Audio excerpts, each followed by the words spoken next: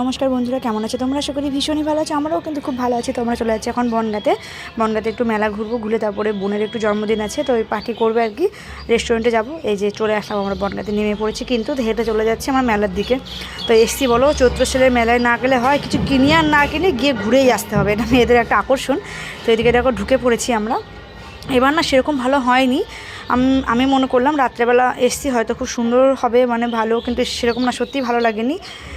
এই যে দেখো অল্প যেটুকু পেয়েছি সেটুকু তোমাদের সাথে শেয়ার করলাম, বেশি কিছু শেয়ার করলাম না, বেশিক্ষণ ঘুরিও নি আমরা, যেহেতু বোনের বার্থডে পার্টিটা সেলিব্রেট করা হবে। তো চলে এসেছি এদিকে দেখো আমরা রেস্টুরেন্টে।